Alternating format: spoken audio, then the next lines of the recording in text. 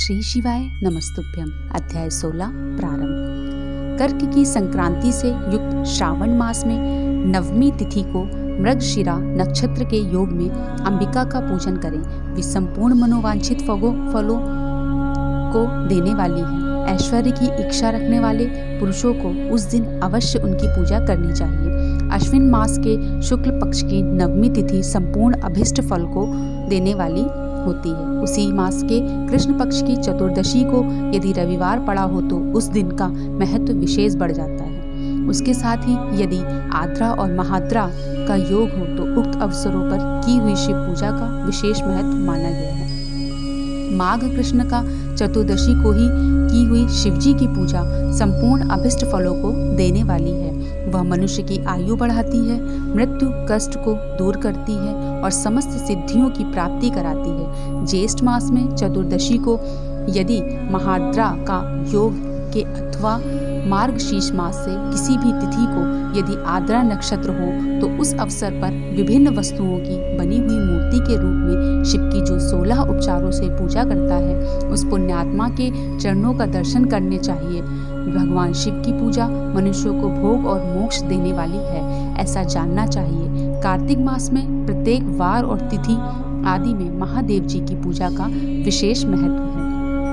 कार्तिक मास आने पर विद्वान पुरुष दान, तप, होम, जप और नियम आदि के द्वारा समस्त देवताओं का षोडशों उपचार से पूजन करें। उस पूजन में देव प्रतिमा, ब्राह्मण तथा मंत्रों का उपयोग अवश्य है। ब्राह्मणों को भोजन कराने से भी वह पूजन कर्म संपन्न होता है।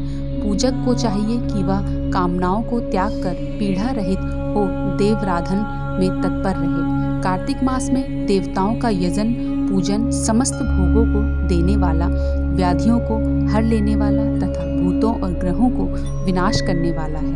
कार्तिक मास के रविवार को भगवान सूर्य की पूजा करने और तेल और सूती वस्त्र देने से मनुष्य के कोढ़ आदि रोगों का नाश होता है। हरे, काली मिर्च, वस्त्र और खीरा आदि का दान और ब्राह्मणों की प्रतिष्ठा करने से क्षय के रोग का नाश होता है। दीप और सरसों के दान से मिर्गी का रोग मिट जाता है।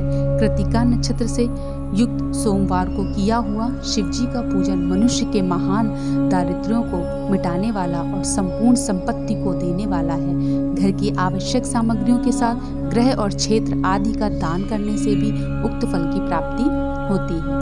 कृतिका युक्त मंगलवार को श्री स्कंद का पूजन करने से तथा दीपक एवं घंटा आदि का दान देने से मनुष्य को शीघ्र ही वाक सिद्धि प्राप्त हो जाती है। उनके मुंह से निकली हुई हर एक बात सत्य होती है। कृतिका युक्त बुधवार को किया हुआ श्री विष्णु का यजन तथा दही भात का दान मनुष्यों को उत्तम संतान की प्राप्ति कराने वाला होता है। कृतिका युक्त गुरुवार को धन से ब्रह्मा जी का पूजन तथा मधु, सोना और घी का दान करने से मनुष्य के भोग वैभव की वृद्धि होती है। कृतिका युक्त शुक्रवार को गजानन गणेश जी की पूजा करने से तथा गंध, पुष्प एवं अन्न दान देने से मानवों के भोग पदार्थों की वृद्धि होती है। उस दिन सोना, चांदी आदि का दान करने से बंध्याओं को भी उत्तम पुत्र की प्राप्ति होती है।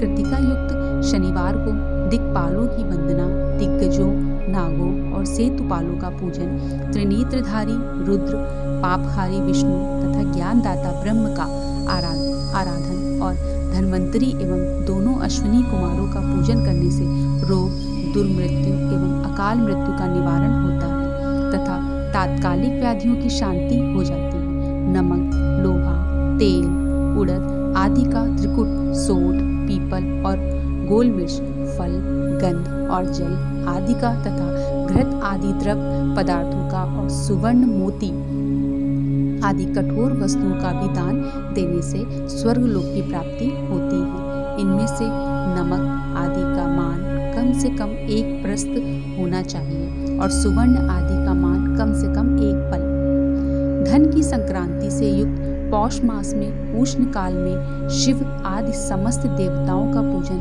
क्रमशः समस्त सिद्धियों की प्राप्ति कराने वाला होता है। इस पूजन में अघेनी के चावल से तैयार किए गए हविष्य का नैवेद्य उत्तम बताया जाता है। पौष मास में नाना प्रकार के अन्न का नैवेद्य विशेष महत्व रखता है। मार्गशीर्ष मास में केवल अन्न का दान करने वाले मनुष्य को ही संपूर्ण अभीष्ट फलों की प्राप्ति हो जाती है। मार्गशीर्ष मास में अन्न का दान करने वाले मनुष्य के सारे पाप नष्ट हो जाते हैं। वह अभीष्ट सिद्धि, आरोग्य, धर्म, वेद का सम्यक ज्ञान, उत्तम अनुष्ठान का फल, इहलोक और परलोक में महान भोग, अंत में सनातन योग, मोक्ष तथा वेदांत ज्ञान की सिद्धि प्राप्त कर लेता है।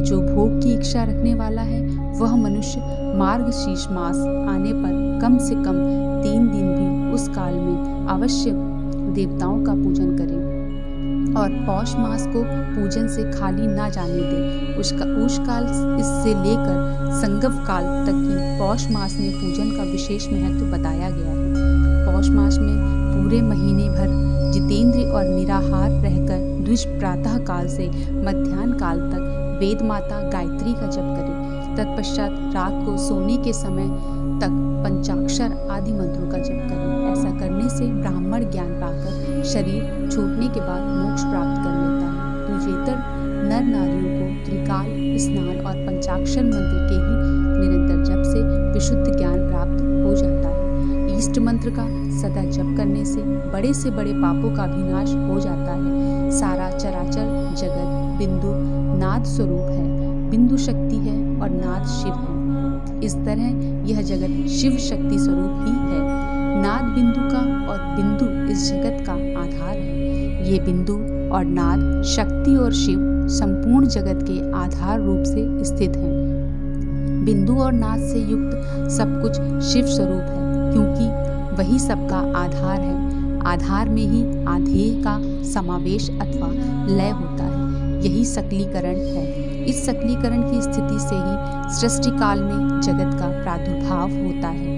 इसमें संशय नहीं है। शिवलिंग बिंदु नाद स्वरूप है, अतः उसे जगत का कारण बताया जाता है। बिंदु देव है और नाद शिव। इन दोनों का संयुक्त रूप ही शिवलिंग कहलाता है। अतः जन्म के संकट से छुटकारा पाने के लिए शिवलिंग की पूजा करनी चाहिए। बिंदु रूपा देवी उमा माता हैं और नाद स्वरूप भगवान शिव पिता हैं। इन माता पिता के पूजित होने से परम आनंद की ही प्राप्ति होती है। अतः परम आनंद का लाभ लेने के लिए शिवलिंग का विशेष रूप से पूजन करें। देवी उमा जगत की माता हैं और भगवान शिव जगत के पिता।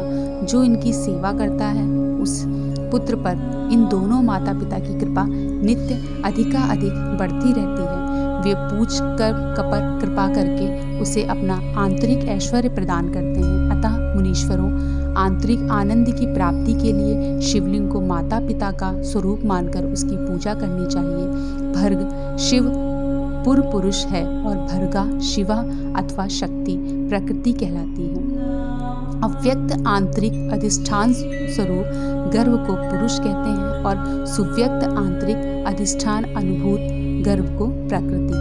पुरुष आदि गर्भ है, वह प्रकृति रूप गर्भ से युक्त होने के कारण गर्भवान है, क्योंकि वही प्रकृति का जनक है। प्रकृति में जो पुरुष का सहयोग होता है यही पुरुष से उसका प्रथम जन्म कहलाता है।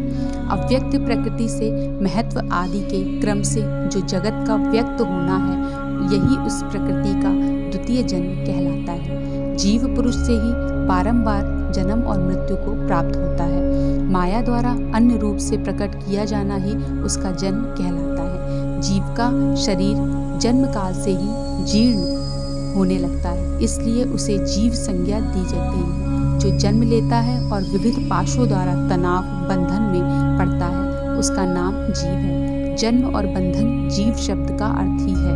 अतः जन्म मृत्यु रूपी बंधन की निवृत्ति के लिए जन्म के अधिष्ठान भूत मात्र पितृ स्वरूप शिवलिंग का पूजन करना चाहिए। गाय का दूध, गाय का दही और गाय का घी, इन तीनों को पूजन के लिए शहद और शक्कर के साथ पृथक पृथक भी रखें और इन सबको मिलाकर सम्मिलित रूप से पंचामृत भी तैयार कर लें। इनके द्वारा शिवलिंग का अभिषेक एवं स्नान कराएं। फिर गाय के दूध और अन्न के मेल से नैवेद्य तैयार करके प्रणव मंत्र के उच्चारण पूर्वक उसे भगवान शिव को अर्पित करें। संपूर्ण प्रणव को ध्वनिलिंग कहते हैं।